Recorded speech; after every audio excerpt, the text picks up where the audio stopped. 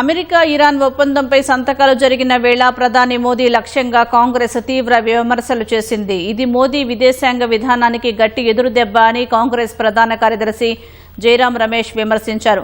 ఈ ఒప్పందంతో అంతర్జాతీయ స్థాయిలో పాకిస్తాన్ ప్రాబల్యం పెరిగిందన్నారు.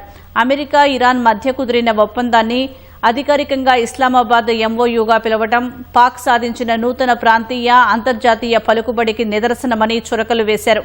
2008 ముంబై ఉగ్రదాడి తర్వాత అప్పటి ప్రధాని మన్మోహన్ ప్రపంచ వేదికపై పాక్ను ఏకాకిని చేశారని జైరాం రమేష్ గుర్తు చేశారు. కానీ ఇప్పుడు పశ్చిమాసియా భౌగోళిక భద్రతా వ్యవహారాల్లోకి పాక్ మరింత లోతుగా చొచ్చుకుపోయిందన్నారు. ఇది భారత భద్రతపై తీవ్ర ప్రభావం చూపుతోందని జైరాం రమేష్ హెచ్చరించారు. ఈ ఒప్పందం ఇజ్రాయెల్కు స్పష్టమైన ఓటమి అని చెప్పారు. కానీ ఇజ్రాయెల్ పట్ల మోదీ ప్రదర్శిస్తున్న అంధభక్తి వల్ల భారత్ భారీ మూల్యం చెల్లించుకుంటోందని జైరాం రమేష్ ఆరోపించారు.